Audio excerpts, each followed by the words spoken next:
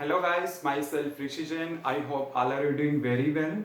Now students, in continuity with the chapter light, today we are going to start with the numerical problem. Basically we have to discuss the numerical related to the refraction, related to the reflection, means related to the mirror formula, lens formula. इनसे related हमने numerical problem को solve करना है. Clear? So let's start with the numerical problem. और numerical problem start करने से पहले मैंने आपकी रिक्वायरमेंट आपको बताई थी कि आपको बेसिकली जो न्यूमेरिकल्स में जो फार्मूलाज यूज होते हैं, साइन कन्वेंशंस यूज होती हैं, you should be clear to it. Means आपको पॉइंट्स अच्छे से क्लियर होने चाहिए. Then we will go to the further. Clear? So let's start with the first numerical problem. An object 4 cm in size is placed at 25 cm in front of a concave mirror. Basically, in the numerical problem, we have to check which type of the mirror or the lens is given to us. तो यहाँ पे हमें कौन सा mirror given है? concave mirror. Clear? तो आपके पास यहाँ पे है an object 4 cm in size means h1 is given to you 4 cm means object is always above the principal axis. तो आपके पास ये आ जाएगा 4 सेंटीमीटर. कनकेव मिरर है of focal length 15 centimetre. Concave mirror का फोकल लेंथ कितना है? 15 centimetre. You know very well कि चाहे आपके पास कनकेव मिरर है या लेंस है, focal length is always negative. And an object is placed at this distance. तो ये जो डिस्टेंस आपके पास मेंशन है, कौन सा डिस्टेंस होगा? Objective distance. It is -25 centimetre. You is always negative. Clear?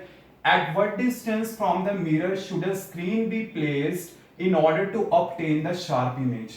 Student, एक आपको छोटा सा ट्रिक बताता हूँ कि जब भी आपके पास क्वेश्चन में मेंशन हो screen be placed, always remember कि स्क्रीन के ऊपर जब भी हमारे पास इमेज ऑब्टेन होती है वो हमेशा रियल इमेज होती है. वर्चुअल इमेज कभी भी स्क्रीन पे ऑब्टेन नहीं हो सकती. यहां से भी आपको एक हिंट मिल जाता है, but we can solve it. Clear? तो h1, f और u आपके पास गिवन है और आपने v फाइंड आउट करना है. क्लियर? तो मैंने सिंबॉलिक फॉर्म में लिख लिया. अब मिरर फार्मूला क्या है? 1/v plus 1/u equal to 1/f. So 1/v equal to 1/f minus 1/u. 1/f means f कितना गिवन है? -15 minus 1/u.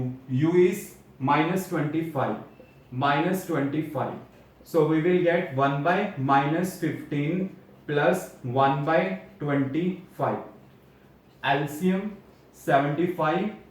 So we will get -5 plus 3. So 1/v is -2/75. So v is -75 divided by 2, or we can write it in the decimal form also. Centimeter. Clear? Now we have to find out nature and the size of the image. Size of image means h2. Basically what will be the formula? h2 by h1 equal to v by u. And you know very well, अगर यहां plus है तो यहां पे minus होगा. Clear? Now h2 bye h1 कितना given है? 4. v is this -75 divided by 2. u is -25. Minus of the -25. So h2 divided by 4. Minus will be cancel out. You will get 75 divided by 2, 1/25 with negative sign. अभी ये pending है तो मेरे पास ये आ गए. So you will get objective distance is 25. You will get 3 here. So h2 is -12/2 and you will get -6 centimeter. Means जो image का height होगा वो कितना होगा? -6 सेंटीमीटर होगा. क्लियर? अब हमने नेचर बताएंगे. नेचर का एक सिंपल सा मेथड है. यू विल ऑलवेज सी कि h2 आपके पास नेगेटिव है, पॉजिटिव है. यहां पे नेगेटिव आया. नेगेटिव का मतलब क्या है कि ऑब्जेक्ट को आपने यहां रखा, इमेज आपके पास क्या बन रहा है? Below the principal axis. तो अगर ये आपके पास नेगेटिव है, इसका मतलब क्या है? इन्वर्टेड इमेज है. और अगर इमेज इन्वर्टेड है तो वो रियल भी होगी, तो इमेज क्या हुई मेरे पास, रियल इन्वर्टेड.